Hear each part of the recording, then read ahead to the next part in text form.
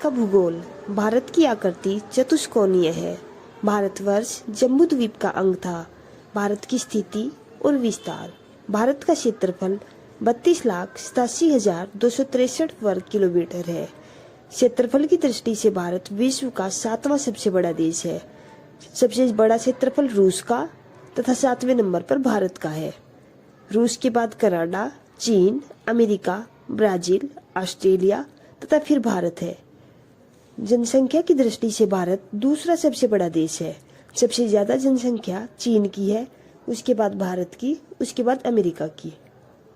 भारत का विस्तार। भारत पूर्व से पश्चिम की तरफ 2,933 किलोमीटर है तथा उत्तर से दक्षिण तक 3,214 किलोमीटर है। भारत का क्षेत्रफल पूरे विश्व के क्षेत्रफल का 2.42% है तथा भारत की जनसंख्या पूरे विश्व की जनसंख्या की 17.5% है। भारत की स्थलीय सीमा 15,200 किलोमीटर है तथा भारत की मुख्य सीमा जलीय भाग की लंबाई 6100 किलोमीटर है। भारत की कुल जलीय सीमा 7,516.6 किलोमीटर है। इसमें मुख्य भूमि भी आ जाती है तथा अंडमान निकोबार और लक्षद्वीप भी शामिल है। भारत की सबसे बड़ी जलीय सीमा वाला राज्य गुजरात तथा भारत की सबसे बड़ी अंतर्राष्ट्रीय स्थलीय सीमा वाला देश बांग्लादेश है। भारत के 9 राज्य व 4 केंद्र शासित प्रदेशों की सीमा जलीय सीमा है। 9 राज्य हैं गुजरात, महाराष्ट्र, गोवा, कर्नाटक, केरल, तमिलनाडु, आंध्र प्रदेश, उड़ीसा और पश्चिमी बंगाल तथा ये 4 केंद्र शासित प्रदेश है अंडमान निकोबार, लक्षद्वीप, पुडुचेरी, दमन द्वीप। भारत उत्तरी गोलार्ध पूर्वी देशांतर में स्थित है। भारत का मुख्य भाग 8/4 से 37/6 उत्तरी अक्षांश तथा 68/7 से 97/25 पूर्वी देशांतर फैला हुआ है। ग्रीनविच माध्य समय के आधार पर समय का आकलन किया जाता है।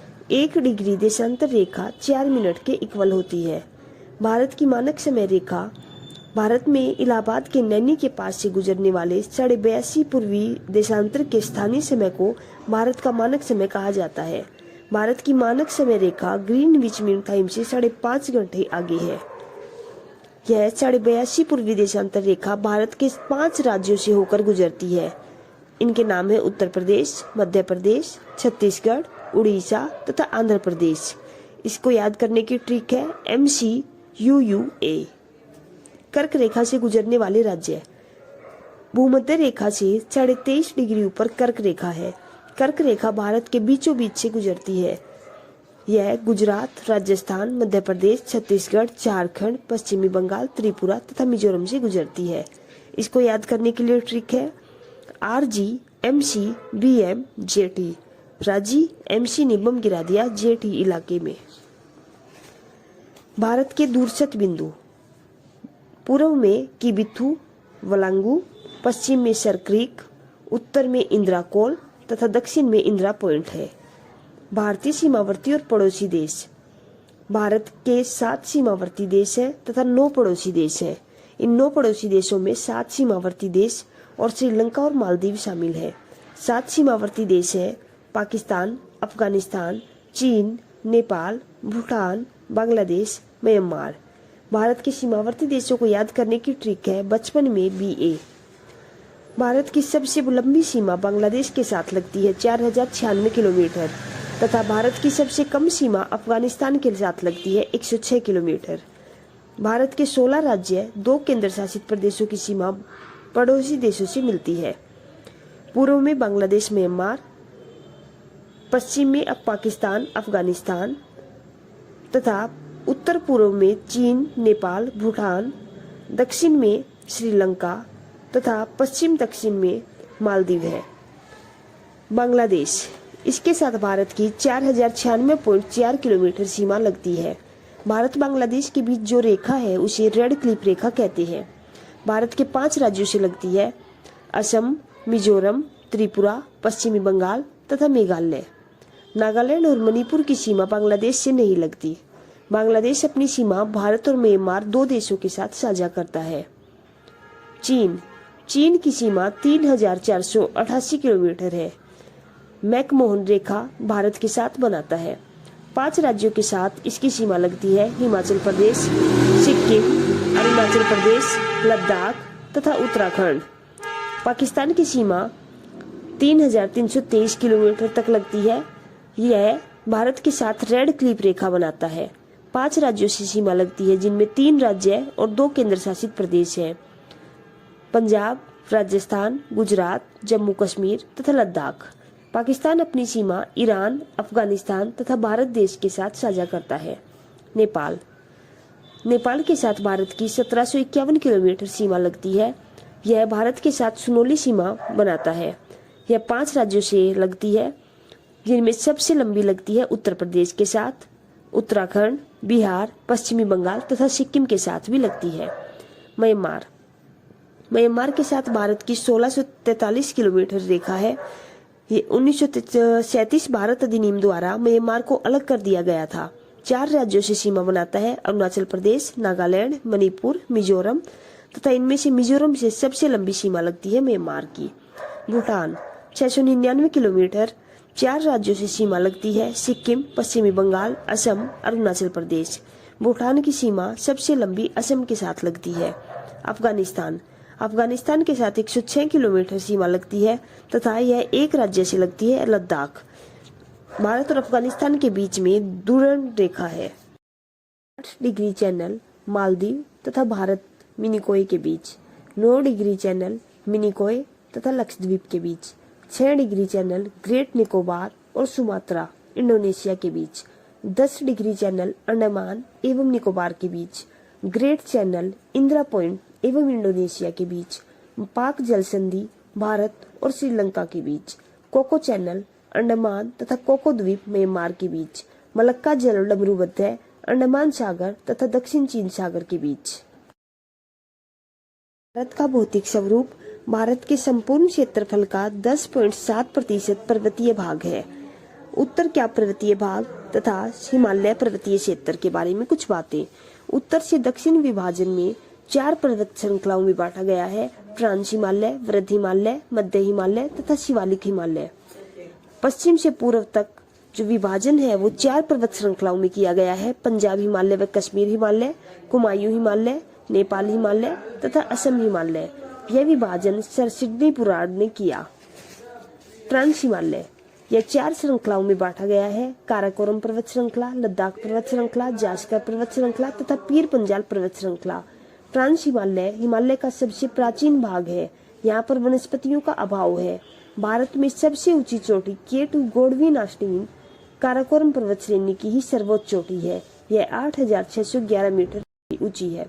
माउंट राकापोची यह लद्दाख श्रेणी की सबसे ऊंची चोटी है। इसकी ढाल विश्व में सर्वाधिक तीव्र मानी जाती है। वृद्ध हिमालय इसके अन्य नाम है हिमाद्री हिमालय, सर्वोच्च हिमालय तथा महान हिमालय। वृद्ध हिमालय हिमालय की सबसे ऊंची श्रेणी है। विश्व की सबसे ऊंची चोटी माउंट एवरेस्ट इसी श्रेणी में है। कंचनजंगा, नंगा पर्वत, नंदा देवी आदि कुछ इसके महत्वपूर्ण शिखर हैं। भारत में इसका विस्तार पीओके से अरुणाचल प्रदेश तक है। पीओके के नंगा पर्वत से लेके अरुणाचल प्रदेश के नामचाबरका पर्वत तक। उत्तराखंड, नेपाल तथा सिक्किम बीच में आते हैं, जहां उत्तराखंड में बद्रपूछ पर्वत, कामेट पर्वत, नंदी देवी पर्वत है। नेपाल धौलागिरी, अन्नपूर्णा, मनसालू, गौरीशंकर, छुयू, माउंट एवरेस्ट तथा मैकालू है। सिक्किम में कंचनजंगा तक। बंदरपूछ पर्वत और कामेट पर्वत के बीच गंगोत्री, यमुनोत्री, केदारनाथ तथा बद्रीनाथ है। माउंट एवरेस्ट को भारत में माउंट एवरेस्ट, नेपाल में सागरमाथा, तिब्बत में चोमोलुंगमा कहा जाता है।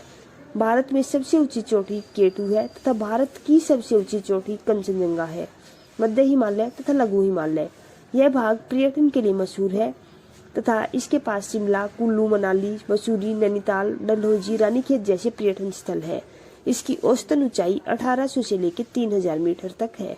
यहाँ की ढालों पर कुछ घास के मैदान पाए जाते हैं, जिन्हें कश्मीर में मृग कहते हैं, जैसे सोनमर्ग, गुलमर्ग, शिवालिक हिमालय तथा बाह्य हिमालय।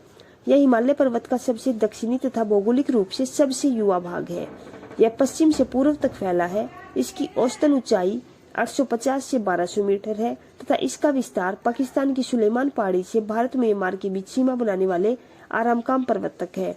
इस क्षेत्र में अनेक समतल घाटियां हैं, जिसे दून और द्वार कहते हैं, जैसे देहरादून, हरिद्वार। पंजाब हिमालय व कश्मीर हिमालय यह सिंधु नदी से सतलुज नदी के बीच का भाग है। यह पंजाब, कश्मीर, हिमाचल प्रदेश के अंतर्गत आता है। इसकी लंबाई 560 किलोमीटर है तथा यहाँ पर जाफरान की खेती की जाती है। कुमायूं हिमालय सतलुज नदी से काली नदी के बीच।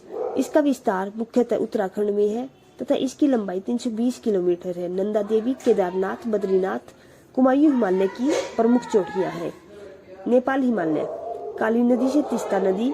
इसका विस्तार मुख्यतः नेपाल में है। इसकी लंबाई 800 किलोमीटर है।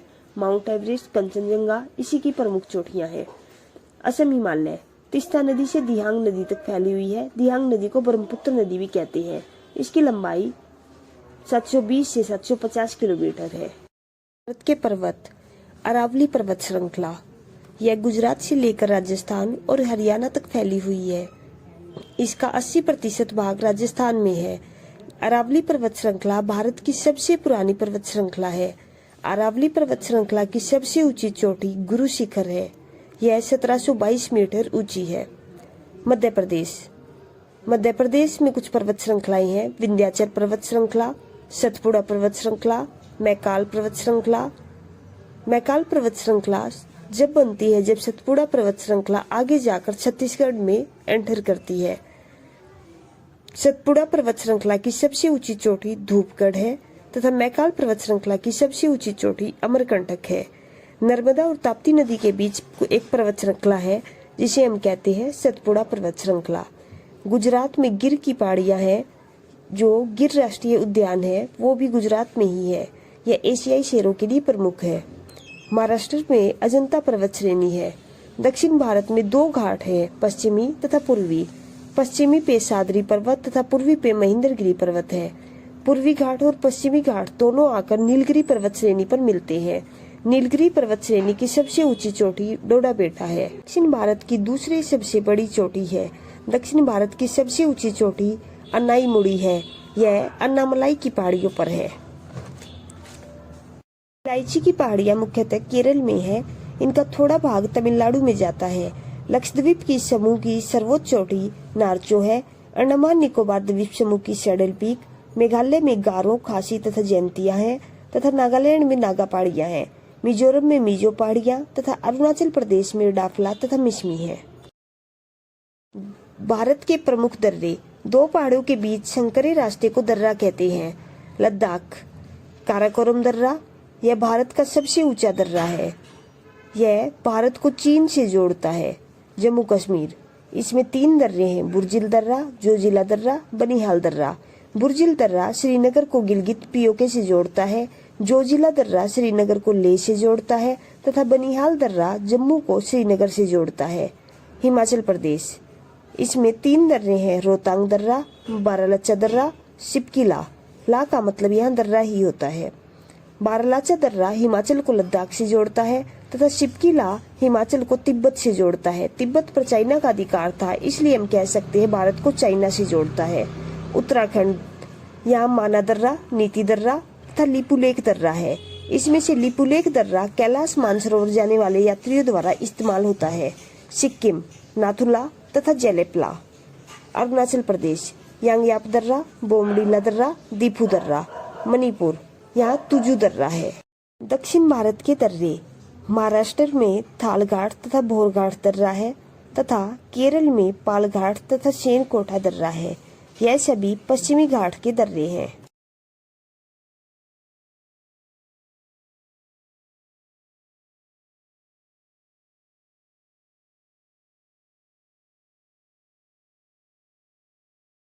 भारत में मृदा के अध्ययन को मृदा विज्ञान कहा जाता है।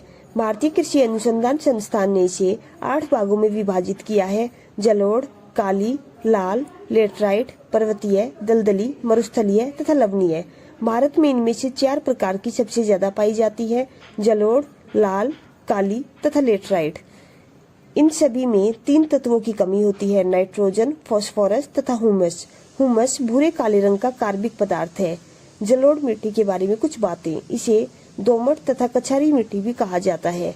यह पहाड़ी क्षेत्र से लाकर मैदानी क्षेत्र में बिछाई जाती है। यह सबसे उपजाऊ होती है तथा इसमें चूना तथा पोटेशियम से प्रचुर मात्रा होती है। धान की खेती के लिए सबसे अच्छी मानी जाती है।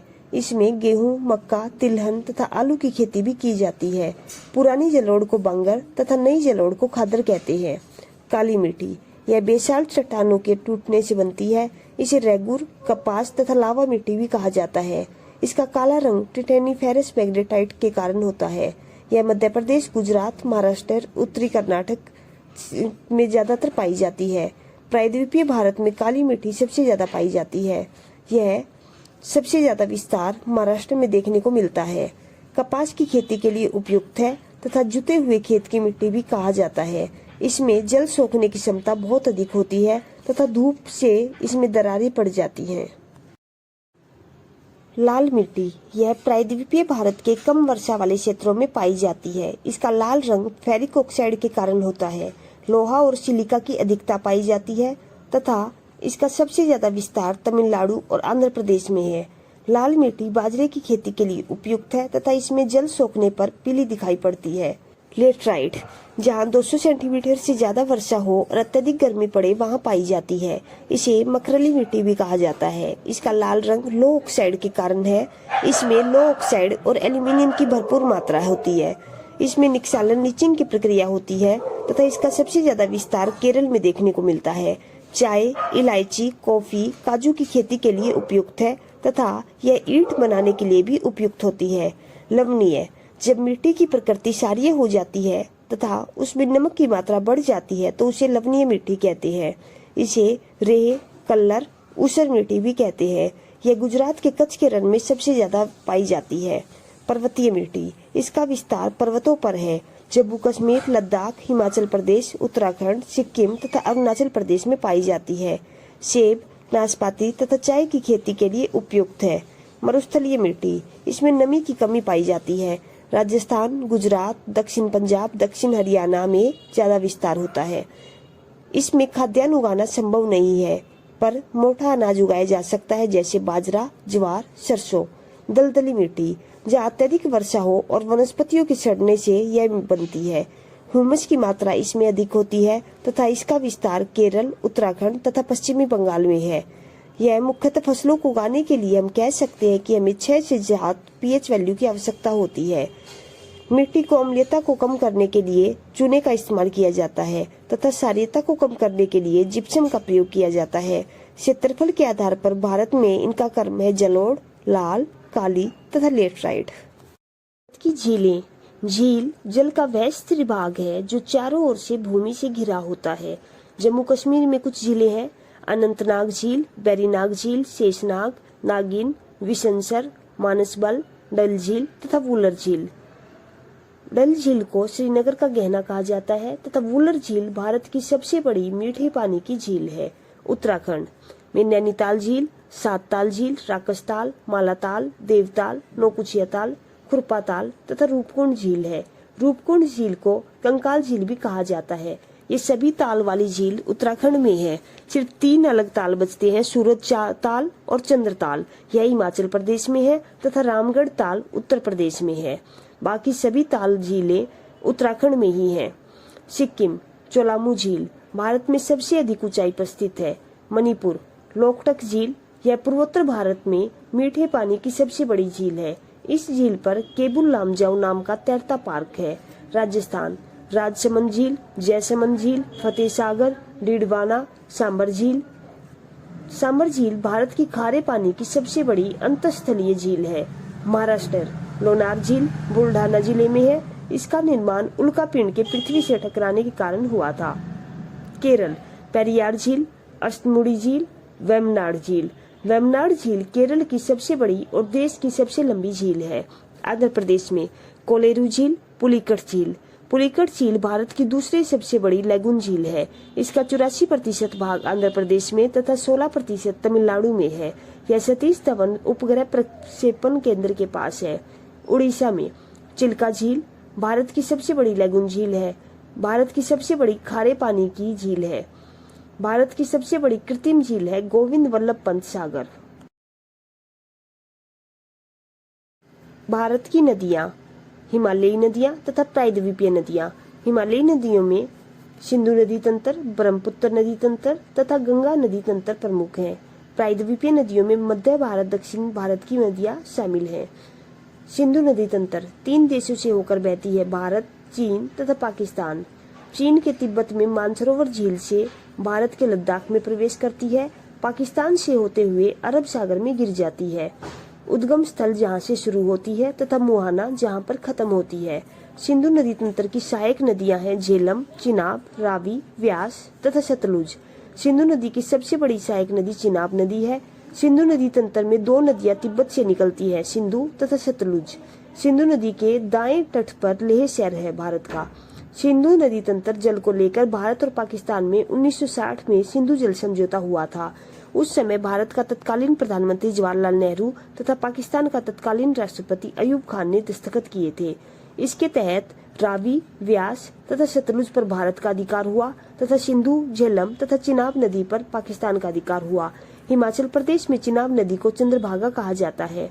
सतलुज व्यास का संगम हरीके क्षेत्र में होता है। यह पंजाब का क्षेत्र है। यहीं से इंदिरा गांधी नहर निकलती है। यह भारत की सबसे लंबी नहर है, इंदिरा गांधी नहर।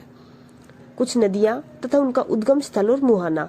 चिनाब नदी बारालाचा दर्रा से निकलती है तथा सिंधु नदी में जाकर मिल जाती है। झेलम बैरीनाग झील से निकलती है तथा चिनाब में जाती है। रावी रोहतांग दर्रे से निकलती है तथा चिनाब में मिल जाती है। सतलुज नदी राकस्ताल से निकलती है तथा चिनाब में मिल जाती है। व्यास रोहतांग दर्रे से निकलती है तथा सतलुज में मिल जाती है। मानसरोवर झील से निकलती है तथा अरब सागर में मिल जाती है। श्रीनगर झेलम नदी के किनारे है। लाहौर रावी नदी के किनारे तथा भाखड़ा बांध सतलुज नदी के किनारे है। ब्रह्मपुत्र नदी तंत्र यह चीन, भारत तथा बांग्लादेश में बहती है। कुल लंबाई 2900 किलोमीटर है तथा भारत में इसकी लंबाई 916 किलोमीटर है। भारत की सबसे चौड़ी नदी ब्रह्मपुत्र नदी है।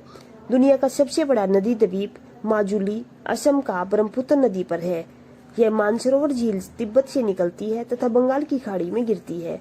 अन्य नाम तिब्बत में यारलुंग सांगपो कहते हैं, अरुणाचल प्रदेश में दिहांग, असम में ब्रह्मपुत्र तथा बांग्लादेश में ब्रह्मपुत्र नदी को जमुना कहा जाता है। इसकी कुछ सहायक नदियां बाईं ओर से दिबांग, लोहित जिसे खूनी नदी भी कहते हैं, धनसिरी तथा कोपिला नदी आकर मिलती हैं। वहीं दाईं ओर से तिस्ता, संकोश, मानस तथा सुबनसिरी नदी आकर मिलती हैं। गंगा नदी तंत्र भारत तथा बांग्लादेश से बहती है। कुल लंबाई 2525 किलोमीटर है। यह अपने आप स्वच्छ होने वाली नदी है। बैक्टीरियोफेज वायरस बैक्टीरिया खत्म कर देता है। 2008 में इसे राष्ट्रीय नदी घोषित किया गया था तथा गंगा डॉल्फिन को भारत का राष्ट्रीय जीव माना जाता है। भारत के 5 राज्यों से गुजरती है, उत्तराखंड, उत्तर प्रदेश, बिहार, झारखंड तथा पश्चिमी बंगाल। भारत के उत्तराखंड से बंगाल की खाड़ी में गिरती है। कुछ नदियों का संगम तथा उनसे बनने वाले प्रयाग अलकनंदा और भागीरथी देव प्रयाग बनाते हैं, जहाँ से गंगा नदी निकलती है। अलकनंदा और धौली गंगा विष्णु प्रयाग, अलकनंदा नंदाकिनी नंद प्रयाग, अलकनंदा और पिंडार नदी करण प्रयाग, अलकनंदा और मंदाकिनी रुद्र प्रयाग। गंगा नदी की पहली सहायक नदी राम गंगा है, जो बाईं ओर से आकर मिलती है। गंगा नदी और राम गंगा के संगम कन्नौज में होता है। गंगा यमुना सरस्वती का संगम प्रयागराज में। गंगा नदी की सबसे बड़ी सहायक नदी यमुना नदी है।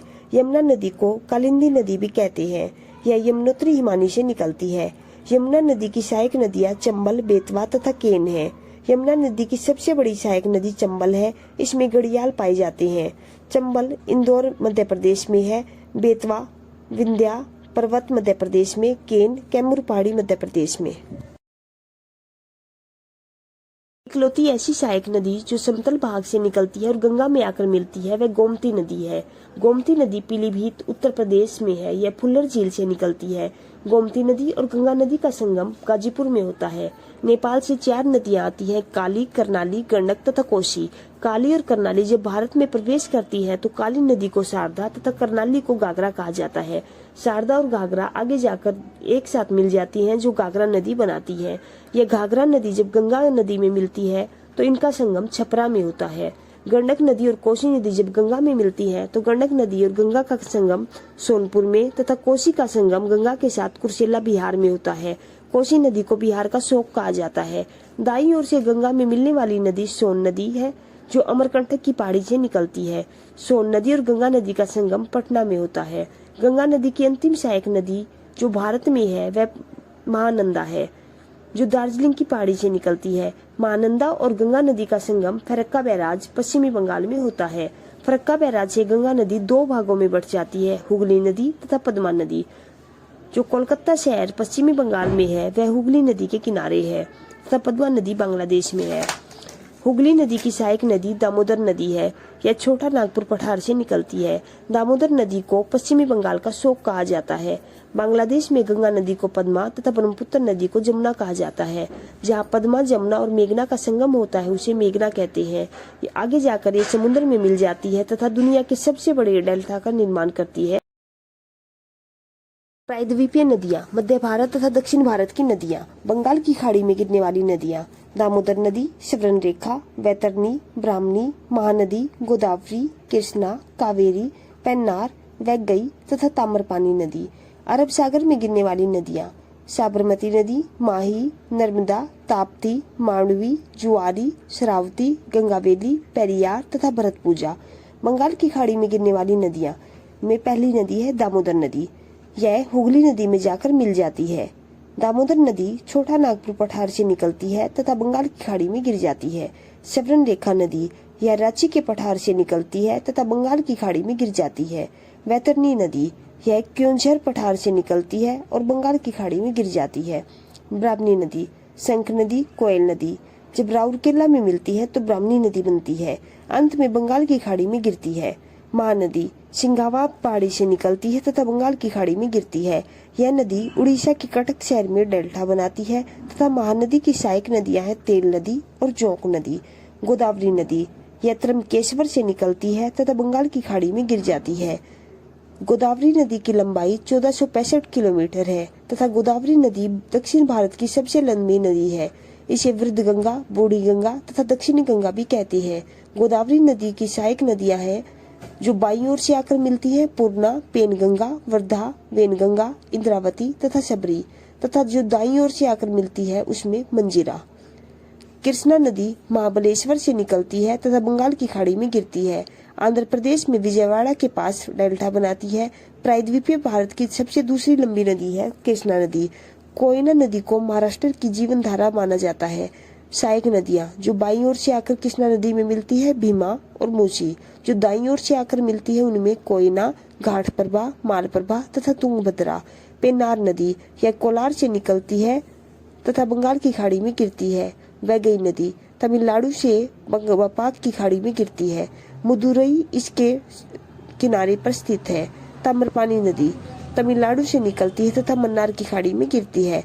कावेरी नदी ब्रह्मगिरी पहाड़ी से निकलती है तथा बंगाल की खाड़ी में गिरती है। दक्षिण भारत की एकमात्र सदाबहार नदी है कावेरी नदी। इसे दक्षिण भारत की गंगा कहा जाता है। अरब सागर में गिरने वाली नदियाँ, लूनी नदी यह अरावली पहाड़ी से निकलती है तथा कच्छ के रण में गिरती है। इसे मरुस्थलीय नदी भी कहते हैं। साबरमती नदी यह अरावली पर्वत श्रृंखला उदयपुर राजस्थान से निकलती है तथा खंबात की खाड़ी में गिरती है। माही नदी यह विंध्याचल पर्वत श्रेणी से निकलती है तथा खंबात की खाड़ी में गिरती है। माही नदी एकमात्र ऐसी नदी है जो कर्क रेखा को 2 बार काटती है। नर्मदा नदी यह अमरकंटक की पहाड़ी से निकलती है तथा खंबात की खाड़ी में गिरती है। नर्मदा नदी का 87% हिस्सा मध्य प्रदेश में है। इसे मध्य प्रदेश की जीवन धारा कहा जाता है। यह नदी भ्रंश घाटी से होकर बहती है तथा ज्वारंदी मुख का निर्माण करती है। विंध्य और सतपुड़ा पर्वत श्रेणियों के मध्य बहती है। नर्मदा और सोन नदी एक ही स्थान से निकलती है पर विपरीत दिशा में बहती है। ताप्ती नदी यह बैतूल जिला मध्य प्रदेश से निकलती है तथा खंबात की खाड़ी में गिर जाती है। यह भी भ्रंश घाटी से होकर बहती है तथा ज्वारंदी मुख का निर्माण करती है।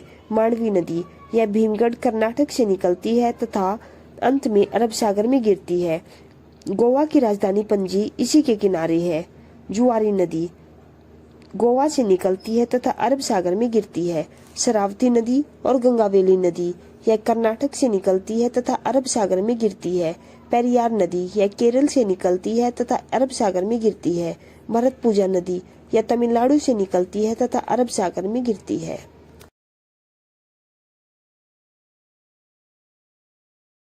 भारत के प्रमुख जलप्रपात उस स्थल को कहते हैं जहां से नदी का पानी पहाड़ की चट्टान से नीचे भूमि पर गिरता है।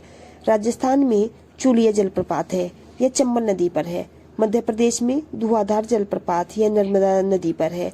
कपिलधारा जलप्रपात नर्मदा नदी पर। चचाई जलप्रपात बीहड़ नदी, यमुना जलप्रपात नर्मदा नदी पर है। झारखंड में हुंडरू जलप्रपात है, यह शबरन रेखा नदी पर है। कर्नाटक में जोग गोरसोप्पो महात्मा गांधी जलप्रपात है, यह शरावती नदी पर है।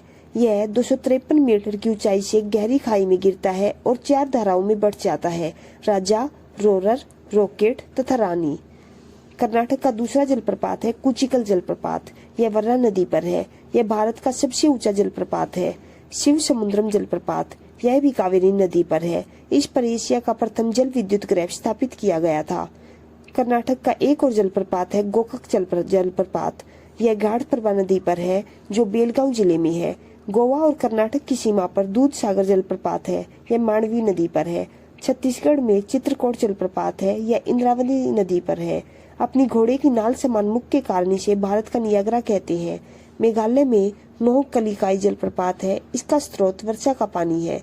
उड़ीसा में बेरेही पानी जलप्रपात है जो बुधबलंग नदी पर है, यह शिमलीपाल राष्ट्रीय उद्यान में भी पड़ता है। भारत के प्रमुख नदी बांध जम्मू कश्मीर में चिनाब नदी पर सलाल बांध, बगलिहार बांध और दुलहस्ती बांध है। झेलम नदी पर उरी बांध और तुलबुल बांध है। पंजाब में रावी नदी पर रंजीत सागर बांध, थीन बांध है, यह पंजाब और जम्मू कश्मीर बॉर्डर पर है। हिमाचल प्रदेश में सतलुज नदी पर भाखड़ा नांगल बांध है, यह हिमाचल प्रदेश और पंजाब बॉर्डर पर है। यह भारत का सबसे ऊंचा गुरुत्वीय बांध है। जहां इस बांध का जल संग्रह होता है उसे गोविंद सागर झील कहते हैं। व्यास नदी पर पोंग बांध है। उत्तराखंड में भागीरथी बिलंगना नदी के संगम पर टिहरी बांध है, यह भारत का सबसे ऊंचा बांध है। राजस्थान में चंबल नदी पर जवाहर सागर बांध और राणा प्रताप सागर बांध है। मध्य प्रदेश में चंबल नदी पर गांधी सागर बांध है तथा नर्मदा नदी पर इंदिरा सागर बांध है। उत्तर प्रदेश में बेतवा नदी पर माता टीला बांध, रानी लक्ष्मीबाई बांध है, इसे राजघाट बांध भी कहते हैं। रिहंद नदी पर रिहंद बांध है, यह बांध यूपी और छत्तीसगढ़ बॉर्डर पर है। रिहंद बांध के जलाशय को गोविंद बल्लभ पंत सागर कहा जाता है, यह भारत की सबसे बड़ी कृत्रिम झील है। गुजरात में नर्मदा नदी पर सरदार सरोवर बांध है तथा ताप्ती नदी पर उकाई बांध और काकरापारा बांध है। झारखंड में ब्राकर नदी पर तिलिया बांध और मैथन बांध है। पश्चिमी बंगाल में गंगा नदी पर फरक्का बैराज है। उड़ीसा में महानदी पर हीराकुंड बांध है, यह भारत का सबसे बड़ा बांध है। मुख्य बांध की लंबाई 4.8 किलोमीटर है। महाराष्ट्र में कोयना नदी पर कोयना बांध तथा गोदावरी नदी पर जायकवाड़ी बांध है। तेलंगाना में गोदावरी नदी पर पोचमपाद बांध, राम सागर बांध भी कहते हैं तथा मंजीरा नदी पर निजाम सागर बांध है।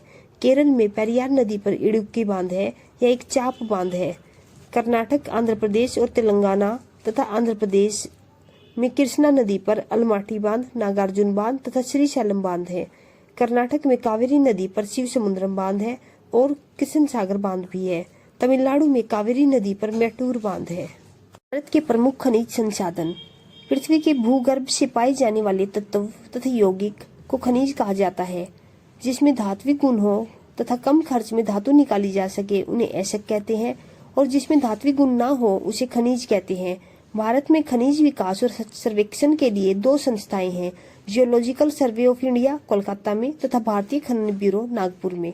भारत के शीर्ष 3 खनिज उत्पादक राज्य हैं राजस्थान, उड़ीसा और आंध्र प्रदेश। अब बात करते हैं तांबा की। तांबा मानव सभ्यता द्वारा सबसे पहले प्रयोग की जाने वाली धातु है। इसे विद्युत तार बनाने में इस्तेमाल किया जाता है। भारत में तांबे का सबसे अधिक उत्पादन मध्य प्रदेश में है तथा सबसे अधिक भंडार राजस्थान में है। दुनिया में सबसे अधिक तांबे का उत्पादन चिल्ली में है। प्रमुख खाने मध्य प्रदेश में बालाघाट तथा राजस्थान में खेतड़ी, झुंझुनू और अलवर है। हीरा सबसे कठोर अधातु है। यह कार्बन का सबसे शुद्ध रूप है। भारत में हीरे का सबसे अधिक उत्पादन मध्य प्रदेश तथा सबसे अधिक भंडार मध्य प्रदेश में ही है। दुनिया में हीरे का सबसे अधिक उत्पादन रूस तथा सबसे अधिक भंडार किम्बरले दक्षिण अफ्रीका में है। इसकी प्रमुख खानें मध्य प्रदेश में पन्ना जिला और कोहिनूर हीरा गोलाकुंड खान से निकाला था जो तेलंगाना की थी। सोना भारत का 99% सोना कर्नाटक से मिलता है। दुनिया में सबसे अधिक उत्पादन चीन में होता है तथा इसकी प्रसिद्ध खानें कर्नाटक में कोलार और हट्टी की खान है। चांदी भारत में चांदी की स्वतंत्र खानें नहीं पाई जाती हैं। ये जस्ता और शीशा के साथ मिश्रित रूप में पाई जाती है। भारत में चांदी का सबसे अधिक उत्पादन राजस्थान में 99% तथा सबसे अधिक भंडार राजस्थान में ही है। दुनिया में सबसे अधिक चांदी का उत्पादन मैक्सिको में है तथा प्रमुख खाने राजस्थान में ज्वार खान है। सीसा एवं जस्ता को जुड़वा खनिज भी कहा जाता है। जिप्सम, प्लास्टर ऑफ पेरिस में जिप्सम का प्रयोग होता है। क्षारीय मृदा को उदासीन करने में भी जिप्सम का प्रयोग होता है तथा भारत में जिप्सम का सबसे अधिक उत्पादन व भंडार राजस्थान में है। इसकी प्रमुख खाने राजस्थान में हनुमानगढ़ जिले में है। टीन, धातु की चादर बनाने में उपयोग किया जाता है। भारत में उत्पादन व भंडार छत्तीसगढ़ में है तथा इसकी प्रमुख खाने छत्तीसगढ़ बस्तर जिला में है। अभ्रक, विद्युत का कुचालक होता है तथा विद्युत उपकरण बनाने में इस्तेमाल होता है। भारत में सबसे अधिक उत्पादन आंध्र प्रदेश में तथा इसकी प्रमुख खाने आंध्र प्रदेश में नेल्लोर जिला है। लौह ऐसक, भारत का लौह ऐसक उत्पादन में विश्व में चौथा स्थान है।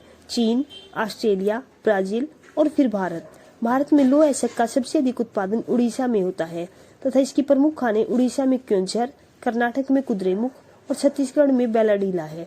कोयला, यह एक ठोस कार्बनिक पदार्थ है, ईंधन के रूप में प्रयोग किया जाता है तथा कोयला 4 प्रकार का है: एंथ्रेसाइट, बिटुमिनस, लिग्नाइट और पीट। एंथ्रेसाइट सबसे अच्छी किस्म है, इसमें 85 से 90% से ज्यादा कार्बन पाया जाता है। बिटुमिनस भारत में सबसे ज्यादा पाया जाता है, इसमें कार्बन 65 से 75% होता है। लिग्नाइट, इसे भूरा कोयला भी कहा जाता है, इसमें कार्बन की मात्रा 45 से 55% होती है। पीट सबसे निम्न श्रेणी का कोयला होता है, इसमें कार्बन की मात्रा 45% से भी कम होती है।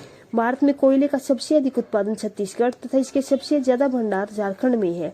प्रमुख खाने झारखंड में झरिया, धनबाद, पश्चिमी बंगाल रानीगंज, आसनसोल तथा तेलंगाना में सिंगरेनी है। बॉक्साइट, धात्विक खनिज है, यह एल्यूमिनियम का ऐसक है। भारत में उत्पादन और भंडार उड़ीसा में होता है। क्रोमाइट, यह भी एक धात्विक खनिज है, इससे ही क्रोमियम मिलता है। स्टेनलेस स्टील बनाने में इसका इस्तेमाल किया जाता है तथा भारत में सबसे अधिक उत्पादन उड़ीसा में होता है। थोरियम, भारत थोरियम का विश्व में सबसे बड़ा उत्पादक देश है। विश्व में सबसे अधिक भंडार केरल में है तथा थोरियम केरल से मोनाजाइट बालू से प्राप्त किया जाता है। यूरेनियम, इसका उपयोग परमाणु संयंत्रों में ईंधन के रूप में होता है, परमाणु बम बनाने में उपयोग किया जाता है। भारत में यूरेनियम का सबसे अधिक उत्पादन आंध्र प्रदेश में होता है तथा भारत में यूरेनियम की प्रसिद्ध खान झारखंड में जादूगोड़ा है। पेट्रोलियम, भारत में पेट्रोलियम उत्पादन में प्रमुख योगदान अपतटीय क्षेत्रों का है। डिगबोई, असम को तेल नगरी कहा जाता है। डिगबोई में पहली बार एशिया में तेल कुएं का खनन हुआ था। 1901 में डिगबोई में एशिया की पहली रिफाइनरी बनी थी। मुंबई से सर्वाधिक तेल उत्पादन होता है। मुंबई से 176 किलोमीटर दूर खंबात की खाड़ी में मुंबई हाई की खोज हुई थी, यह 1973 में हुई थी। भारत में कृषि, भारत कृषि प्रधान देश है। भारत की 55% जनसंख्या कृषि पर निर्भर करती है। राष्ट्रीय आय की गणना के लिए केंद्रीय सांख्यिकी विभाग भारत के 3 क्षेत्रों का आकलन करता है। प्राथमिक क्षेत्र में कृषि, द्वितीय क्षेत्र में उद्योग तथा तृतीय क्षेत्र में सेवा है। 1951 में कृषि भागीदारी में जीडीपी में 52% थी, 2019 से 20 में 17.8% तथा 2020-21 में 19.9%। भारत में कृषि 55% कृषि क्षेत्र मानसून पर निर्भर करता है तथा 45% सिंचित है। भारतीय किसान 60 से 65% खाद्यान्न फसल उगाते हैं, जैसे कि गेहूं, चावल, और 35 से 40% किसान वाणिज्यिक फसल उगाते हैं, जैसे कपास और जूट। भारत में कुल क्षेत्रफल का 51% कृषि, 21% वन, 24% बंजर भूमि तथा 4% चारागाह है। जलवायु आधार पर योजना आयोग ने भारत को 15 कृषि जलवायु क्षेत्र में विभाजित किया है। भारत में 2/3 किसानों के पास 1 हेक्टेयर से कम जमीन है। भारतीय कृषि को मानसून का जुआ कहा गया है। ऋतुओं के आधार पर फसलों का वर्गीकरण: रबी की फसल, खरीफ की फसल तथा जायद फसल। रबी की फसल को अक्टूबर और नवंबर में बुआई की जाती है तथा मार्च अप्रैल में कटाई की जाती है। खरीफ की फसल जून जुलाई में बुआई की जाती है और नवंबर दिसंबर में कटाई की जाती है।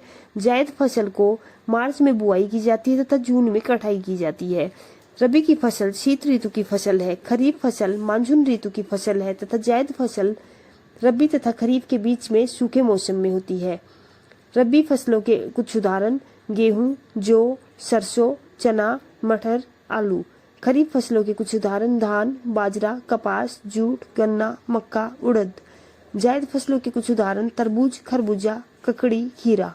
कृषि के प्रकार: फसल चक्र, भूमि के किसी भाग से योजनाबद्ध रूप से बदल कर फसल प्राप्त करना, इससे मृदा की उर्वरता बढ़ती है।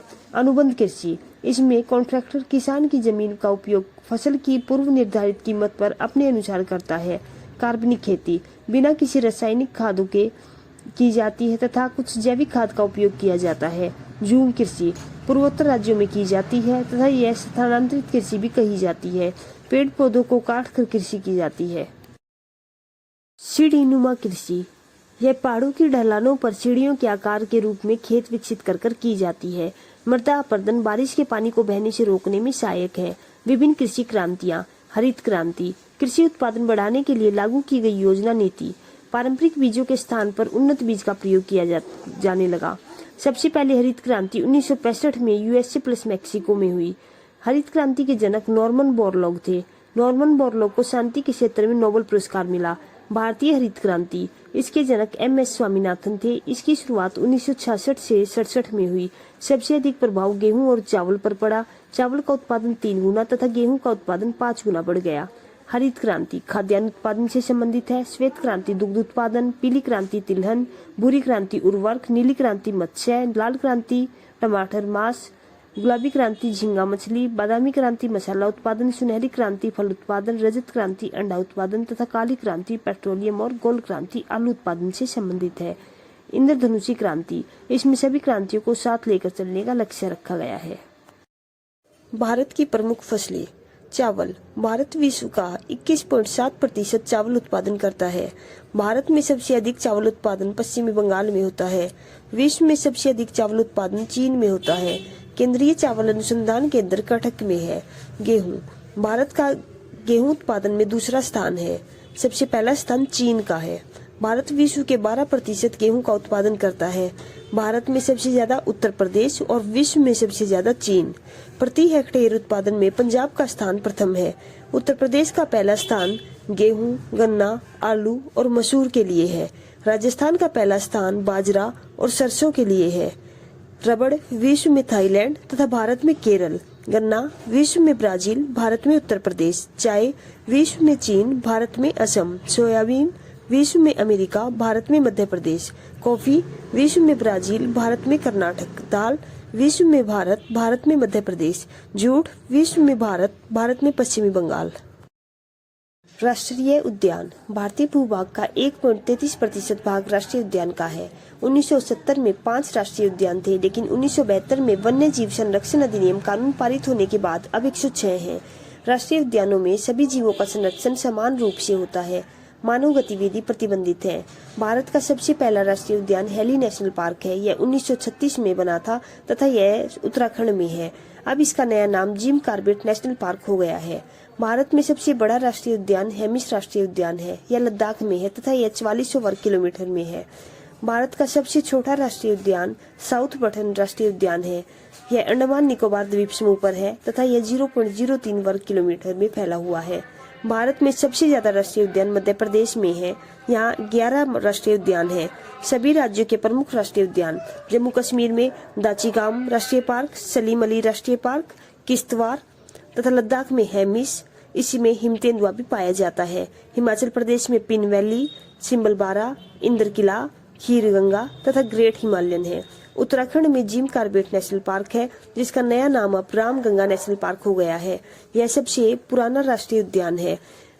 उत्तराखंड में इसके अलावा Nanda Devi, Govind valley of flower, Gangotri, Rajaji national park भी है। उत्तर प्रदेश में दुधवा, चंद्रप्रभा राष्ट्रीय उद्यान भी है। बिहार में वाल्मीकि राष्ट्रीय उद्यान है तथा झारखंड में बेतला राष्ट्रीय उद्यान है। पश्चिमी बंगाल में Sundarban, Gorumara, Buxa, Jaldapara, Singalila, Neora valley national park भी है। सुंदरवन राष्ट्रीय उद्यान रॉयल बंगाल टाइगर के लिए प्रसिद्ध है। उड़ीसा में भीतरकनिका, सिमलीपाल, नंदकानन तथा राजस्थान में डेजर्ट, रणथंभौर, सरिस्का, केवलादेव, मुकुंदरा हिल्स जिसे धारा भी कहते हैं, माउंट आबू वन्य जीव अभ्यारण्य है। गुजरात में गिर या सिंह के लिए है। ब्लैकबक, वसंदा, मरीन, कच्छ की खाड़ी राष्ट्रीय उद्यान है जो जंगली गधे के लिए है। मध्य प्रदेश में कान्हा, सतपुड़ा, पन्ना, बांधवगढ़, संजय, वन विहार, पेंच, माधव, ओंकारेश्वर, जीवाश्म, डायनासोर, जीवाश्म, कुनोपालपुर भी है। कुनोपालपुर से नामीबिया से चीते लाए गए थे। छत्तीसगढ़ इंद्रावती, कांगेर, गुरु घासीदास, संजय राष्ट्रीय उद्यान भी है। असम मानस, नामेरी, काजीरंगा। काजीरंगा में एक सींग वाला गैंडा पाया जाता है। रायमोना, डिब्रू, सखोवा, राजीव गांधी, औरंग, देहिंग पटकाई, यह सब असम में है। सिक्किम में कंचनजंगा, खंगचेनजोंगा तथा अरुणाचल प्रदेश में मोलिंग, नामदफा राष्ट्रीय उद्यान है। इसके अलावा मणिपुर में केबुल लामजाओ, जहाँ एकमात्र तैरता हुआ राष्ट्रीय उद्यान है, सिरोही राष्ट्रीय उद्यान। महाराष्ट्र में संजय गांधी, बोरीवली, नवेगांव, चंदोली, गुगामल, तडोबा। आंध्र प्रदेश में राजीव गांधी, श्री वेंकटेश्वर, पापीकोंडा राष्ट्रीय उद्यान है। कर्नाटक में बांदीपुर, अंशी, कुद्रेमुख, बन्नेरघाटा, नागरहोल, जो राजीव गांधी भी कहा जाता है, राष्ट्रीय उद्यान है। केरल में साइलेंट वैली, पेरियार, अनामुड़ी, एराविकुलम, पनबंधुम चोला, मथिकेटम चोला, चिनार वन्य जीव अभ्यारण्य है। तमिलनाडु में मुदुमलाई, मुकुर्ती, इंदिरा गांधी अनामलाई, गुडनडी, मन्नार की खाड़ी मरीन राष्ट्रीय उद्यान है तथा पिलानी हिल्स भी है। हरियाणा में सुल्तानपुर, कालेसर राष्ट्रीय उद्यान है। नागालैंड में नतांगी इटांगी राष्ट्रीय उद्यान है। मेघालय में नोकरेक राष्ट्रीय उद्यान तथा बलफाक्रम, जिसे बालपक्रम भी कहते हैं, राष्ट्रीय उद्यान है।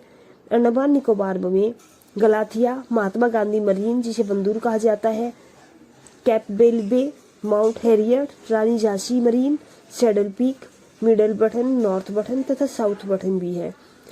राजीव गांधी औरंग नेशनल पार्क असम में, राजीव गांधी नेशनल पार्क या रामेश्वरम नेशनल पार्क आंध्र प्रदेश में तथा राजीव गांधी नागरहोल नेशनल पार्क पूछा जाए तो कर्नाटक में है। भारत के प्रमुख बंदरगाह। भारत में 13 बड़े एवं 200 छोटे बंदरगाह हैं। 13 बड़े बंदरगाहों में सबसे ज्यादा तमिलनाडु में 3 तथा छोटे बंदरगाहों में सबसे ज्यादा महाराष्ट्र में 53 है। बंदरगाह प्राकृतिक भी हो सकते हैं और कृत्रिम भी। सबसे पहला बंदरगाह है कांडला बंदरगाह, यह गुजरात में है तथा कांडला बंदरगाह का नाम बदलकर दीनदयाल बंदरगाह कर दिया गया है। स्वतंत्रता से पहले पश्चिमी देशों से व्यापार के लिए कराची बंदरगाह का उपयोग होता था, लेकिन स्वतंत्रता के बाद कांडला बंदरगाह विकसित किया गया। उत्तर भारत की आवश्यकताओं की सबसे ज्यादा पूर्ति कांडला बंदरगाह से ही होती है।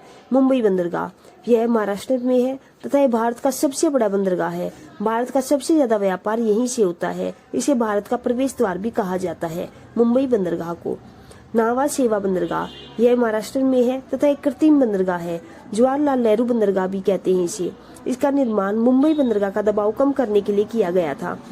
मर्मागांव बंदरगाह, यह गोवा में है तथा मर्मागांव बंदरगाह जुआरी नदी के मुहाने पर है।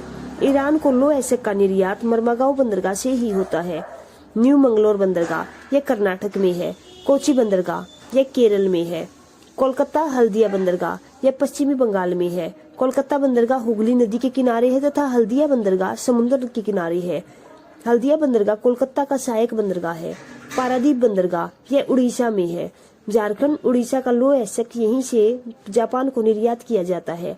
विशाखापट्टनम बंदरगाह, यह आंध्र प्रदेश में है तथा विशाखापट्टनम बंदरगाह भारत का सबसे गहरा बंदरगाह है।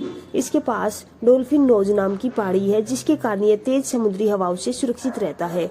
एन्नोर बंदरगाह, यह एक कृत्रिम बंदरगाह है तथा चेन्नई बंदरगाह का सहायक बंदरगाह है, तमिलनाडु में। चेन्नई बंदरगाह, चेन्नई बंदरगाह भारत का सबसे पुराना कृत्रिम बंदरगाह है, तमिलनाडु में। तूतीकोरिन बंदरगाह, यह तमिलनाडु में है। चिन्नबरनार बंदरगाह भी इसे कहते हैं, यह मन्नार की खाड़ी में स्थित है। पोर्ट ब्लेयर बंदरगाह, यह अंडमान निकोबार द्वीप समूह पर है। भारत की जलवायु। किसी बड़े क्षेत्र के मौसम का कम से कम 30 वर्षों का औसत अध्ययन उस क्षेत्र का जलवायु कहलाता है। भारत में उष्णकटिबंधीय मानसूनी जलवायु पाई जाती है। मानसून का वर्णन सबसे पहले अरब विद्वान अल मसूदी ने किया तथा मानसून की उत्पत्ति मौसम शब्द से हुई है, जिसका अर्थ है मौसम के अनुसार दिशा बदलने वाली पवनें। किसी भी देश की जलवायु निर्भर करती है स्थान की ऊंचाई, वहाँ की पहाड़ों की स्थिति, उस स्थान की समुद्र से दूरी, वह स्थान किस अक्षांश पर स्थित है। वृष्टि छाया क्षेत्र, वह क्षेत्र जहाँ ना के बराबर वर्षा होती है, वृष्टि छाया क्षेत्र कहलाता है। फेरल का नियम। धरातल पर मुख्य रूप से चलने वाली सभी हवाएं पृथ्वी की गति के कारण उत्तरी गोलार्ध में दाहिनी तथा दक्षिणी गोलार्ध में बाईं ओर मुड़ जाती हैं। याद रखना, उत्तरी गोलार्ध में दाईं तथा दक्षिणी गोलार्ध में बाईं ओर मुड़ती है। भारत में मानसून जून के पहले सप्ताह में आता है और केरल के मलाबार तट से टकराता है। पूरे भारत में 15 जुलाई तक फैल जाता है। भारत में मानसून दक्षिण पश्चिम दिशा से आता है तथा दक्षिण पश्चिम मानसून 2 शाखाओं में बढ़ जाता है, अरब सागर की शाखा और बंगाल की खाड़ी की शाखा। अरब सागर की शाखा सबसे पहले पश्चिमी घाट से आता है तथा केरल में वर्षा कराती है। उसके बाद मानसून गुजरात के पास 3 दिशाओं में मुड़ जाता है, एक शाखा गुजरात की ओर तथा दूसरी सीधा तथा तीसरी शाखा मध्य प्रदेश की ओर मुड़ जाती है। दक्षिण पश्चिम वाला मानसून कहाँ पर बारिश नहीं कराता? तमिलनाडु। बंगाल की खाड़ी वाला शाखा यह सीधे जाकर मेघालय की गारो, खासी, जयंतिया पहाड़ियों से टकराती है और उनकी कीप जैसी आकृति होने के कारण मानसून इसमें फंस जाता है। यहाँ खूब वर्षा कराता है। कुछ मानसून असम में और कुछ अरुणाचल प्रदेश में भी बारिश कराता है। इसी मानसून की एक शाखा गारो पहाड़ी से टकराकर बाई ओर घूम जाती है तथा झारखंड, बिहार, उत्तर प्रदेश में भी बारिश कराती है। अंत में अरब सागर वाली शाखा और बंगाल की खाड़ी वाली शाखा दोनों मिलकर पंजाब में थोड़ी सी बारिश कराते हैं। मानसून का लौटना। सितंबर के महीने में सूर्य की किरणें विषुवत रेखा पर सीधे पड़ने लगती हैं तथा गर्म हवा ऊपर की ओर उठती है। निम्न वायु दाब हो जाता है जिसके कारण भारत से मानसून लौटने लगता है। उड़ीसा, आंध्र प्रदेश में तेज चक्रवात आता है और तमिलनाडु में खूब वर्षा होती है। लौटते समय मानसून की दिशा उत्तर पूर्व होती है। सबसे अधिक वर्षा तमिलनाडु में करता है तथा भारत में सबसे अधिक वर्षा मासिनराम में करता है तथा सबसे कम वर्षा लेह में करता है। पश्चिमी विक्षोभ। ठंड के दिनों में भूमध्य सागर से पानी भाप बनकर ऊपर उठता है तो पश्चिम से एक तेज हवा, जेट स्ट्रीम कहते हैं जिसे, आती है। वह बादलों को भारत की ओर ले जाती है। उत्तरी पश्चिमी राज्यों में वर्षा होती है। पंजाब, हरियाणा में वर्षा होती है पर जम्मू कश्मीर, उत्तराखंड, हिमाचल प्रदेश में बर्फबारी होती है। पंजाब में इस वर्षा को रबी की फसल का टॉनिक, राजस्थान में इसे मावठ कहा जाता है। अमर वर्षा मार्च अप्रैल में मानसून से पहले होती है। बिहार, पश्चिमी बंगाल में कुछ वर्षा देखने को मिलती है जो आम की फसलों के लिए उपयुक्त है। भारत की 80% वर्षा दक्षिण पश्चिम मानसून से होती है, 17% वर्षा लौटते हुए मानसून से होती है तथा 3% वर्षा पश्चिमी विक्षोभ से होती है। भारत की जनगणना 2011। आधुनिक विश्व में पहली बार जनगणना कराने वाला देश स्वीडन 1749 में, दशकीय जनगणना की शुरुआत करने वाला देश अमेरिका 1790 में, भारत में जनगणना की शुरुआत लॉर्ड मेयो ने की 1872 में तथा भारत में नियमित जनगणना की शुरुआत लॉर्ड रिपन ने 1881 में की। स्वतंत्र भारत की पहली जनगणना 1951 में हुई तथा उस समय जनगणना आयुक्त R.A. गोपाल स्वामी थे। भारत में जनगणना संबंधित कार्य जनगणना संगठन करता है। यह केंद्रीय गृह मंत्रालय के अधीन होता है। इस संगठन के उच्चतम अधिकारी को जनगणना आयुक्त कहा जाता है तथा भारत का महापंजीयक भी कह सकते हैं। भारत की जनगणना 2011 भारत की 15वीं जनगणना थी। स्वतंत्र भारत की 7वीं जनगणना थी। इसके शुभंकर परगणक शिक्षिका थी। आदर्श वाक्य हमारी जनगणना हमारा भविष्य था। जनगणना आयुक्त डॉक्टर C. चंद्रमौली थे। इसमें कुल लागत 2200 करोड़ रुपए आई। 2011 की जनगणना में कुल 29% पूछे गए थे। भारत की जनगणना 2021 16वीं जनगणना थी। जनगणना आयुक्त विवेक जोशी थे। आदर्श वाक्य जन भागीदारी से जन कल्याण। पहली बार डिजिटल जनगणना 16 भाषाओं में होगी। कुल 31% पूछे जाएंगे। यह 2021 में हुए थे। 2001 से 2011 तक भारत की जनसंख्या दशकीय वृद्धि 17.7% रही। 1911 से 1921 के बीच भारत की जनसंख्या दशकीय वृद्धि ऋणात्मक कही जाती है क्योंकि यह -0.31% थी। ऐसा पहली बार हुआ। इस कारण 1921 को महान विभाजक वर्ष कहा जाता है। राष्ट्रीय जनसंख्या नीति 2000 के अनुसार जनसंख्या में स्थिरता प्राप्त करने का लक्ष्य 2045 से बढ़ाकर 2070 कर दिया गया। भारत की जनगणना 2011 कुल जनसंख्या 1,21,08,54,977 थी। 121 करोड़ भी हम लगभग कह सकते हैं। विश्व की कुल जनसंख्या का 17.5% है। पुरुष 51.47% तथा महिलाएं 48.53% थी। शहरी जनसंख्या 31.2% तथा ग्रामीण जनसंख्या 68.8% थी। जनसंख्या सर्वाधिक तथा न्यूनतम की बात करते हैं।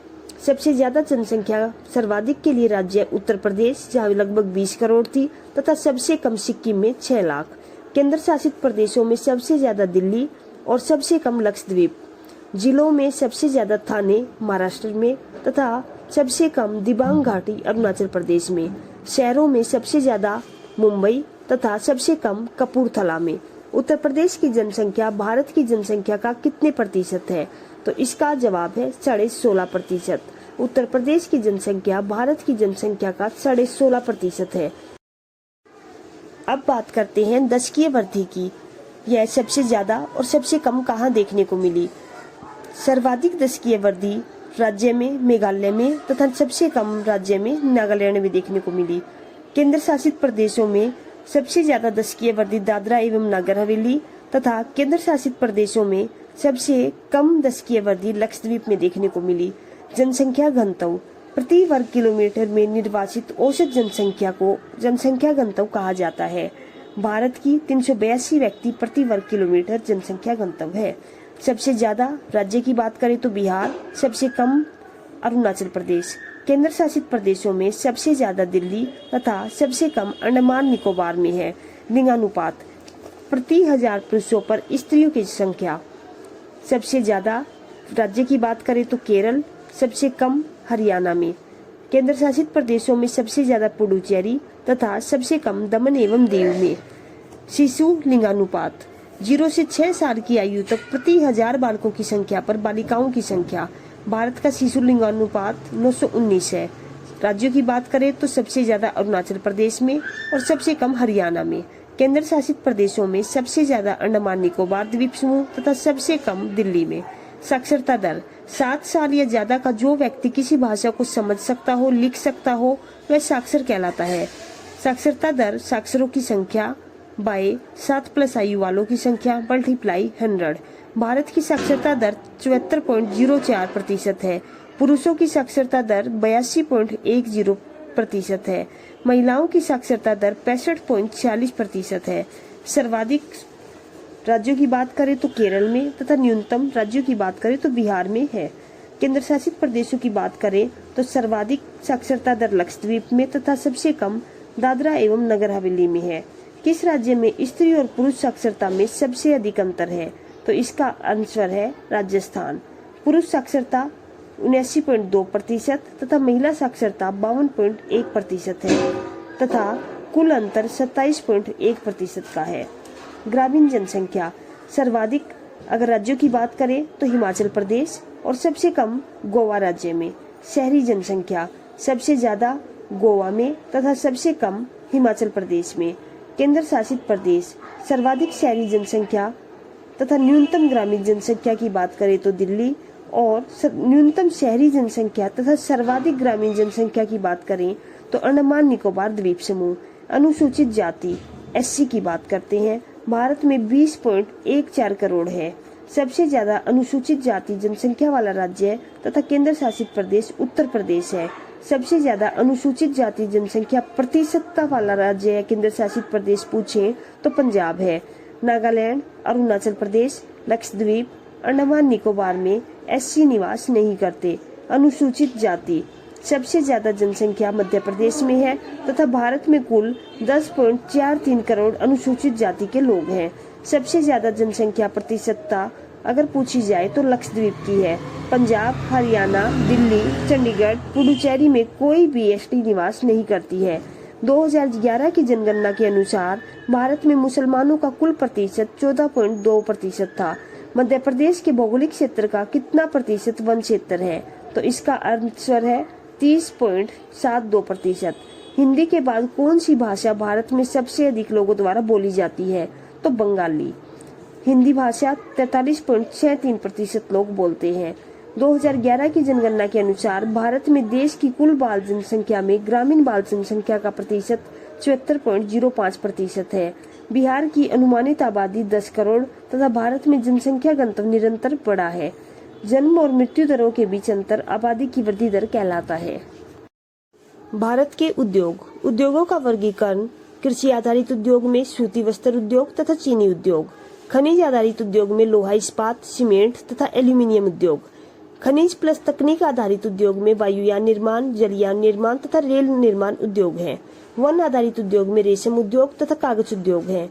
भारत में औद्योगिक नीति स्वतंत्रता के बाद भारत की पहली औद्योगिक नीति 1948 में थी, भारत की दूसरी औद्योगिक नीति 1956 तथा भारत की आधुनिक और नई औद्योगिक नीति 1991 में। इसमें 3 चीजों को शामिल किया गया। उदारीकरण मतलब उद्योगों में लगे कुछ प्रतिबंधों को कम कर दिया गया। निजीकरण मतलब उद्योगों में प्राइवेट सेक्टर को अनुमति दे दी गई। वैश्वीकरण अपने देश की अर्थव्यवस्था को दूसरे देश के लिए खोल दिया गया। लौह इस्पात उद्योग। पहला लौह उद्योग कारखाना 1874 ईस्वी में ब्राकर नदी के किनारे कुल्टी स्थान पर पश्चिमी बंगाल में स्थापित किया गया। बाद में बंगाल सरकार ने इसका अधिग्रहण कर लिया तथा इसका नाम बदलकर ब्राकर आर्यन वर्क्स कर दिया। स्वतंत्रता से पहले स्थापित लौह इस्पात कारखाने थे टिस्को और इस्को। टिस्को बहुत बड़े पैमाने पर देश का पहला कारखाना था। इसकी स्थापना 1907 ईस्वी में हुई थी। यह जमशेदजी टाटा द्वारा की गई थी। झारखंड के साकची स्थान पर इसकी स्थापना हुई थी। इसकी स्थापना 1918 ईस्वी में हुई तथा यह पश्चिमी बंगाल के हीरापुर क्षेत्र में है। बाद में कुल्टी, हीरापुर, बर्नपुर स्थित संयंत्रों को भी इसी क्षेत्र में मिला दिया गया। स्वतंत्रता के बाद स्थापित लौह इस्पात कारखाने। भिलाई लौह इस्पात कारखाना, यह 1955 में छत्तीसगढ़ में बना। सोवियत संघ रूस की सहायता से इसको बनाया गया। दुर्गापुर लौह इस्पात कारखाना, यह 1956 में पश्चिमी बंगाल में स्थापित हुआ, ब्रिटेन की सहायता से बना। तथा भिलाई लौह इस्पात कारखाना और दुर्गापुर इस्पात कारखाना और अगला राउरकेला इस्पात कारखाना दूसरी पंचवर्षीय योजना में शामिल थे। राउरकेला लौह इस्पात उद्योग 1959 में उड़ीसा में स्थापित किया गया तथा यह जर्मनी की सहायता से किया गया था। बोकारो स्टील प्लांट 1964 झारखंड में स्थापित हुआ तथा यह सोवियत संघ रूस की सहायता से हुआ। यह तीसरी पंचवर्षीय योजना का हिस्सा था।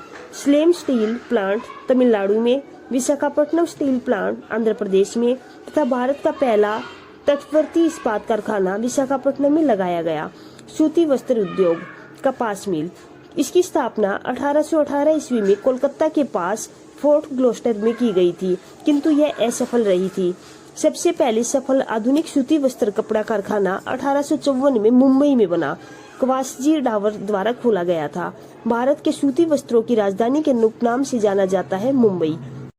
उत्तर भारत का मैनचेस्टर कानपुर, दक्षिण भारत का मैनचेस्टर कोयम्बटूर तथा भारत का बोस्टन अहमदाबाद को कहा जाता है। जूट उद्योग। सोने के रेशे के नाम से मशहूर जूट के रेशों से सामानों का निर्माण करने में भारत का विश्व में प्रथम स्थान है तथा इसका पहला कारखाना 1855 ईस्वी में कोलकाता के पास रिसरा नामक स्थान पर लगाया। पहला पटसन उद्योग कोलकाता के पास 1855 में लगाया, पर 1947 में देश विभाजन के बाद पटसन मिलें भारत में रह गई, लेकिन 3/4 जूट उत्पादक क्षेत्र पूर्वी पाकिस्तान अर्थात बांग्लादेश में चले गए। अंतर्राष्ट्रीय जूट संगठन का मुख्यालय ढाका बांग्लादेश की राजधानी में ही है। एल्यूमीनियम उद्योग। पहला कारखाना भारत का 1937 में लगाया गया तथा यह पश्चिमी बंगाल के पास जे.के. नगर में स्थापित किया गया। भारत की प्रमुख एल्यूमीनियम कंपनी बाल्को, यह कोरबा मध्य प्रदेश की है, कोयना महाराष्ट्र में तथा इसकी स्थापना सोवियत संघ की सहायता से की गई थी। हिंदुस्तान एल्यूमीनियम कॉरपोरेशन रेणुकूट उत्तर प्रदेश में तथा यह यूएसए की सहायता से स्थापित किया गया। National aluminium company Damanjodi Orissa France की सहायता से स्थापित की गई। वायुयान निर्माण उद्योग। भारत में वायुयान निर्माण का प्रथम कारखाना 1940 में बेंगलुरु में बना। नाम रखा हिंदुस्तान एयरक्राफ्ट कंपनी। अब इसे हिंदुस्तान एरोनॉटिक्स लिमिटेड HAL कहा जाता है। जलयान निर्माण उद्योग। इसका पहला कारखाना 1941 में विशाखापट्टनम में तथा सिंधिया स्टीम नेविगेशन कंपनी द्वारा किया गया था। बाद में इसका नाम हिंदुस्तान शिपयार्ड विशाखापट्टनम रखा गया। रेल उपकरण उद्योग। पहिए और एक्सल बेंगलोर में, विद्युत इंजन चितरंजन में, इंटीग्रल कोच चेन्नई के पेरम्बूर में, डीजल इंजन वाराणसी में, रेल कोच कपूरथला में, आधुनिक कोच फैक्ट्री रायबरेली में। चीनी उद्योग। आधुनिक चीनी उद्योग की शुरुआत 1903 में बिहार में हुई। सीमेंट उद्योग। भारत में आधुनिक ढंग से सीमेंट बनाने का कारखाना 1904 में लगा। यह मद्रास में लगाया गया, परंतु यह असफल रहा। इसके बाद 1912-13 में इंडियन सीमेंट कंपनी द्वारा गुजरात के पोरबंदर स्थान पर कारखाना बनाया। इसमें 1914 से उत्पादन प्रारंभ किया गया। रासायनिक उर्वरक उद्योग। भारत में उर्वरकों के दो बड़े उपभोक्ता पंजाब एवं हरियाणा हैं। भारत में उर्वरक का पहला कारखाना 1906 में तमिलनाडु के रानीपेट स्थान पर हुआ। भारत में प्रति हेक्टेयर उर्वरक खपत में प्रथम स्थान पर पंजाब है। चमड़ा उद्योग। भारत में चमड़ा उद्योग के मुख्य केंद्र कानपुर, आगरा, मुंबई, कोलकाता, पटना तथा बेंगलुरु में है। चमड़ा उद्योग का सबसे बड़ा कारखाना कानपुर में तथा यह जूते बनाने के लिए बहुत प्रसिद्ध है। रेशम उद्योग। प्राकृतिक रेशम का बड़ा उत्पादक चीन, प्राकृतिक रेशम का दूसरा बड़ा उत्पादक भारत तथा प्राकृतिक रेशम की सभी 4 किस्मों का उत्पादन करने वाला एकमात्र देश भारत है। 4 किस्में सहतूती, एरी, तसर, मूंगा है। कर्नाटक देश का 41% से अधिक कच्चा रेशम उत्पादन करता है। तट आधारित इस्पात संयंत्र विशाखापट्टनम में है। Ramsar sites. आर्द्र भूमि। नमी या दलदली भूमि वाले क्षेत्र को आर्द्र भूमि या वेटलैंड कहा जाता है। आर्द्र भूमि जल को प्रदूषण से मुक्त बनाती है। यह वर्ष भर आंशिक रूप से या पूर्णतः जल से भरा रहता है। आर्द्र भूमि में दलदली भूमि, झीलें, लैगून, तालाब, डेल्टा, प्रवाल भित्तियां, उतले समुद्र, बाढ़ के मैदान और बहुत कुछ शामिल है। उपयोगी वनस्पतियों एवं औषधीय पौधों के उत्पादन में सहायक है। पर्यावरण संरक्षण के लिए महत्वपूर्ण है तथा कार्बन अवशोषण में भू जल स्तर में वृद्धि होती है। इन्हें बायोलॉजिकल सुपरमार्केट कहा जाता है। बायोलॉजिकल सुपरमार्केट क्योंकि ये विस्तृत भोज्य जाल का निर्माण करते हैं। किडनीज ऑफ द लैंडस्केप भी कहा जाता है क्योंकि इनका जल तंत्र जल चक्र द्वारा जल को शुद्ध करता है और प्रदूषण अवयवों को निकाल देता है। रामसर समझौता। रामसर ईरान का एक शहर है जहां 2 फरवरी 1971 में आर्द्र भूमि के संरक्षण और स्थायी उपयोग के लिए अंतर्राष्ट्रीय संधि पर हस्ताक्षर किए गए थे। इसी को रामसर समझौता कहा जाता है। रामसर समझौते का उद्देश्य दुनिया में महत्वपूर्ण वेटलैंड्स की सुरक्षा करना है। यह 21 दिसंबर 1975 से प्रभाव में आया। विश्व आर्द्र भूमि दिवस 2 फरवरी को मनाया जाता है। 2022 में इसकी थीम लोगों और प्रकृति के लिए आर्द्र भूमि करवाई थी। 2021 में थीम आर्द्र भूमि और जल रखी गई थी। सर्वाधिक Ramsar sites United kingdom UK में है। यहाँ 175 रामसर साइट्स हैं। सर्वाधिक क्षेत्रफल के हिसाब से बोलीविया में है। विश्व की पहली रामसर साइट कोबर्ग प्रायद्वीप थी जो ऑस्ट्रेलिया की थी। यह 1974 में बनी। भारत की पहली रामसर साइट अक्टूबर 1981 में भारत के 2 रामसर सतलों को शामिल किया गया, चिल्का झील उड़ीसा तथा केवलादेव राष्ट्रीय उद्यान राजस्थान। भारत में सबसे ज्यादा रामसर साइट्स उत्तर प्रदेश में है 10। वर्तमान में भारत में 49 रामसर स्थल हैं। सबसे बड़ा सुंदरवन वेटलैंड पश्चिमी बंगाल का तथा सबसे छोटा रेणुका वेटलैंड हिमाचल प्रदेश से। 2022 में भारत की तरफ से शामिल होने वाली 2 आर्द्र भूमियां हैं, खिजड़िया पक्षी अभ्यारण्य गुजरात तथा बखीरा वन्य जीव अभ्यारण्य उत्तर प्रदेश। मॉन्ट्रैक्स रिकॉर्ड। मानव के हस्तक्षेप, प्रौद्योगिकी विकास व प्रदूषण से प्रभावित आर्द्र भूमि को मॉन्ट्रैक्स रिकॉर्ड में रखा जाता है। इसके अंतर्गत 2 भारतीय साइटें सूचीबद्ध हैं, केवलादेव राष्ट्रीय पार्क राजस्थान तथा लोकटक झील मणिपुर की। सभी राज्यों के रामसर स्थल। जम्मू कश्मीर में वुलर झील, होकेरा आर्द्र भूमि, सुरिनसर मानसर झील। लद्दाख में तसो मोरिरी तसोकर। हिमाचल प्रदेश की चंद्रताल आर्द्र भूमि, पोंग बांध झील तथा रेणुका वेटलैंड। उत्तराखंड में आसन कंजर्वेशन रिजर्व तथा बिहार में काबरताल वेटलैंड। उत्तर प्रदेश में ऊपरी गंगा नदी, नवाबगंज पक्षी अभ्यारण्य, सांडी पक्षी अभ्यारण्य, समसपुर पक्षी अभ्यारण्य, समन पक्षी अभ्यारण्य, सरसई नावल झील, सुर सरोवर झील, पार्वती अर्ग अभ्यारण्य, हैदरपुर आर्द्र भूमि, बखीरा वन्यजीव अभ्यारण्य। पंजाब से ब्यास संरक्षण रिजर्व, नांगल वन्यजीव अभ्यारण्य, हरिके आर्द्र भूमि, रोपड़ कंजली झील, केशोपुर मियानी कम्युनिटी रिजर्व। राजस्थान से केवलादेव राष्ट्रीय पार्क, सांबर झील, साइबेरियन क्रेन जो कि एक लुप्त प्राय प्रजाति है। भारत में केवलादेव राष्ट्रीय उद्यान में सर्दियों में नियमित रूप से साइबेरिया से आती है। गुजरात नल सरोवर पक्षी अभ्यारण्य, थोल झील वन्यजीव अभ्यारण्य, वाधवाना आर्द्र भूमि, खिजड़िया वन्यजीव अभ्यारण्य। मध्य प्रदेश से भोज आर्द्र भूमि शामिल है। ओडिशा से चिल्का झील, भीतरकनिका मैंग्रोव। पश्चिमी बंगाल से पूर्वी कोलकाता वेटलैंड, सुंदरवन वेटलैंड। त्रिपुरा से रुद्र सागर झील। मणिपुर से लोकटक झील, असम दीपोर बिल, महाराष्ट्र लोनार झील, नांदूर मधमेश्वर अभ्यारण्य।